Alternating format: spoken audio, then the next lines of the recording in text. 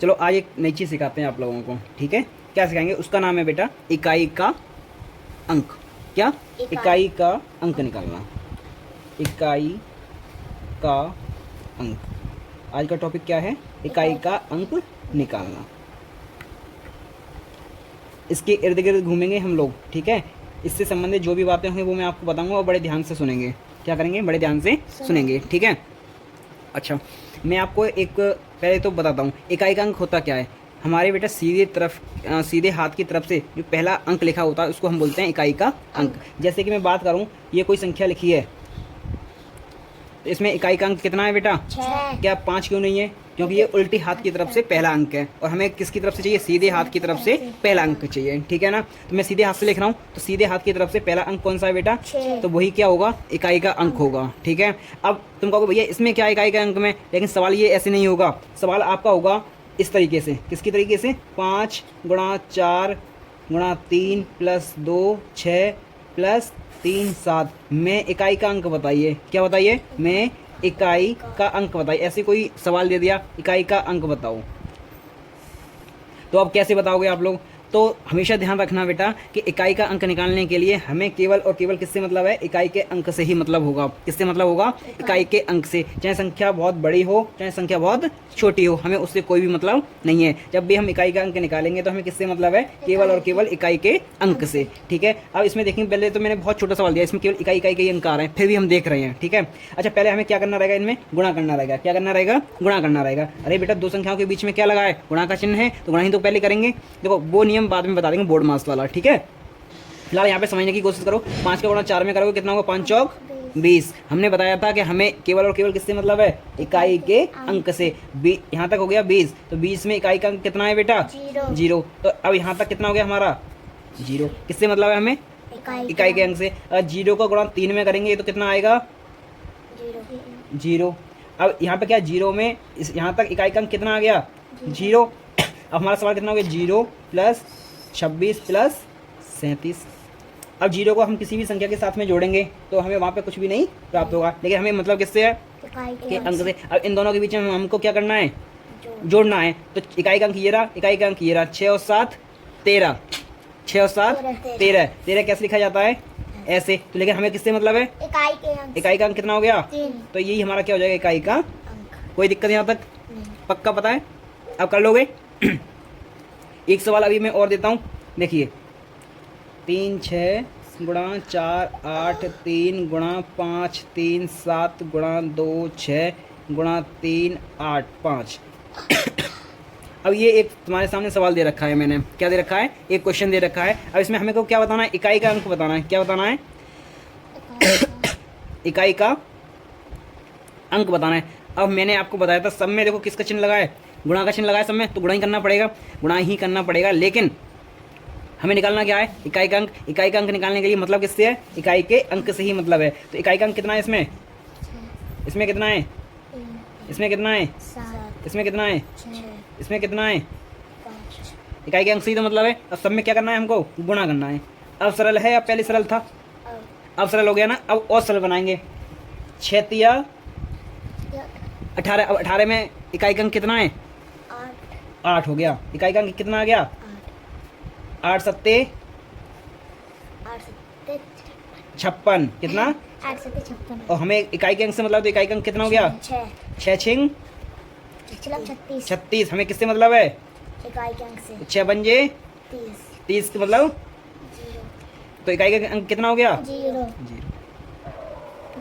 और मैंने आपको एक बात बताई थी, अब वो समझ लो। ये तो हो गया इकाई का अंक निकालने का थोड़ा सा नियम हो गया। बस इकाई का अंक निकालो, उसमें गुणा करते जाओ। गुणा है तो गुणा करेंगे, और जोड़ है तो जोड़ करेंगे, घटाया है तो घटाया करेंगे। अब देखो, मैं ऐसे भी बता सकता था आपको। 5 का गुणा करो 6 में, 5 छिक्का 30। 30 में इकाई का अंक कितना? 0। जी। और मैंने आपको एक गुण लिखाया था पिछली वीडियो में। उसमें बताया था मैंने आपको कि 0 का गुणा किसी भी संख्या के साथ में करो, इकाई का अंक कितना आएगा? वो संख्या 0 ही हो जाती है, यानी कि इकाई का अंक भी कितना हो जाएगा फिर? 0। तो वो पूरी की पूरी संख्या कितनी हो जाएगी? 0। यानी इकाई का अंक कितना हो जाएगा फिर वहाँ पे हमारा? 0। और यहाँ पे भी कितना लिखा है? 0। कोई दिक्कत यहाँ तक? थोड़ा सा और समझने की कोशिश करते हैं। देखो, मैं एक छोटा सा सवाल देता हूँ। इतने में इकाई का अंक बताना है। इतने में इकाई का अंक बताना है, बताइए इकाई का में अंक बताइए। आप लोग बता सकते हो? कैसे बताओ फिर। चलो मैं बताने की कोशिश करता हूँ आपको। एक और वैसे देखा जाए तो इनमें हमें करना क्या है ये बताओ। गुणा गुणा करना है तो पहले तो ये बताओ 53 को गुणा 26 में कौन नहीं कर पाएगा?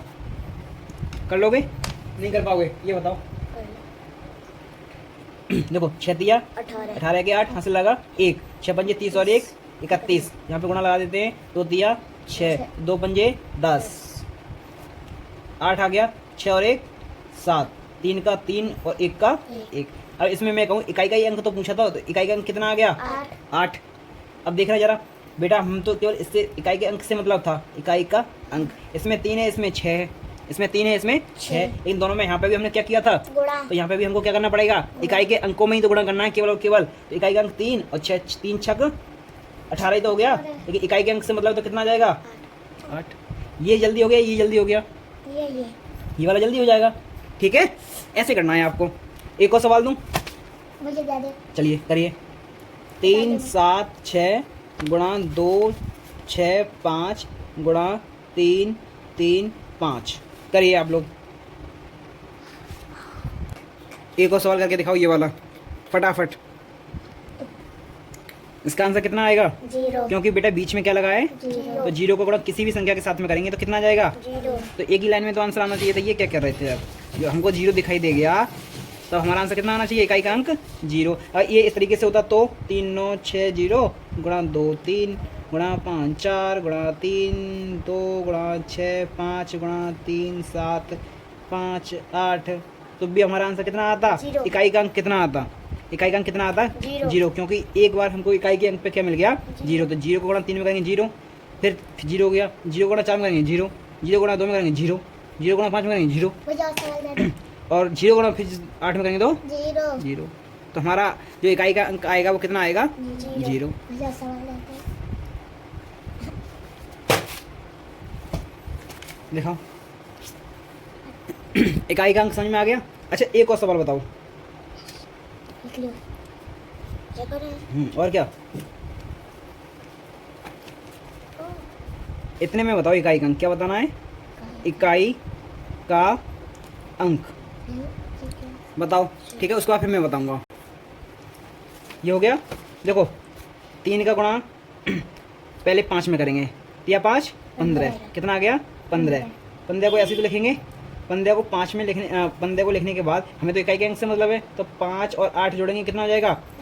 13। और 13 में इकाई का अंक कितना है? 3। खत्म। तो इकाई का अंक कितना हो जाएगा इसमें? हमने उल्टे उल्टे लिखा है। 3 हो जाएगा। ठीक है, अब मिलते हैं कल की क्लास में आपसे। कल पढ़ाएंगे आपको बोर्ड मास। क्या पढ़ाएंगे? बोर्ड मास। उसके साथ साथ में हम आपको इकाई का अंक और बताएंगे। ठीक है ना? हमने उल्टे करते आज की वीडियो में बस इतना ही। Thank you. सवाल। बताओ जल्दी बताओ ये वाला सवाल। निम्नलिखित में से कौन सी भैया अभाज्य बताओ। संख्या है? 91 93 95 और 97। बताओ फटाफट। आवाज संख्या। पहले तो ये बताओ अभाज्य संख्याएं कौन सी होती हैं? आवाज संख्या स्वयं और दूसरी संख्या का भाग। केवल और केवल एक का भाग जाए और स्वयं खुद का भाग जाए, है ना, उसको हम बोलते हैं अभाज्य संख्या। अब देखो ये 91 कौन किसके पाड़े में आती है? एक तो ये 7 के पाड़े में आती है। देखो 1 के में और 9 के स्वयं के में तो आएगी। उसके बाद बता रहा हूँ मैं, ये 7 के पाड़े में आती है। भाग लगा के देखना आप 7 का। 7 एकम 7, 2 बच गया 21 हो गया, 7 तिया 21। ठीक है, 13 की पाड़े में आएगी। 13 सत्ते 91 होते नहीं होते हैं, तो इसका मतलब क्या है? ये 13 के पाड़े में भी आती है। तो ये वाला तो हमारा आंसर नहीं होगा। अब इसको बताओ। अब देखो इसमें 2 का भाग जाएगा नहीं, 3 का भाग चला जाएगा। 9 3 12, 12 3 के पाड़े में आता है। इसका मतलब क्या है? इसमें 3 का भी भाग। चला जाएगा। अब जरूरत पड़ रही है विभाज्यता के नियम की, ऐसी जरूरत पड़ेगी। अब इसमें इकाई का अंक कितना है? 5 तो इसमें किसका भाग जाएगा? 5 का नियम क्या बताया था कि जिसमें इकाई के अंक पे 0 हो या 5 तो इसमें कितना दिखाई देगा? गया 5 है। तो इसका मतलब क्या हो गया? इसमें 5 का भाग। चला और जाएगा। हमें ढूंढनी कौन सी है जिसमें किसी और संख्या का भाग नहीं नहीं जाए। अब बचे कितने? 97 97। तो यही हमारा क्या हो जाएगा? आंसर 3 को हमने ये दिखा दिया कि ये किसी न किसी के पाड़े में आ रही हैं, जबकि ये किसी के भी पाड़े में नहीं है। नहीं आती। आती हो तो बताओ आप। 1 और 97 का छोड़ के पता नहीं। नहीं आती ना? नहीं आती है वो। ठीक है, 97 मैंने पहले ही बोला था कि 1 और 97 का पाड़ा छोड़ के, पता लगी नहीं कभी। है ना? अच्छा एक और बताओगे आप? ये मैंने करेंगे कौन से पता नहीं मुझे। ये बताओ तीन सॉरी 3 अंकों की सबसे छोटी संख्या कौन सी है? इनमें से देख के बतानी है। 3 अंकों की सबसे छोटी संख्या कौन सी है? कितनी है बेटा? 100। कितनी हो जाएगी? 100। और पूछ लूं? इसमें बताओ 3 का स्थानीय मान कितना होगा? 9 में भैया हाँ करके देखिए। 9 में ये रहा क्वेश्चन।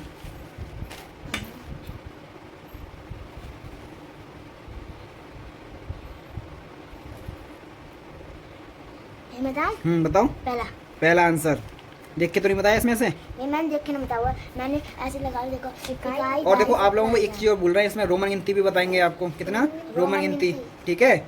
और अनुवर्ती कौन सी संख्या होती है? अनुवर्ती जिसमें एक अनुवर्ती मतलब आने वाली, आने वाली मतलब उसमें एक जोड़ने के बाद।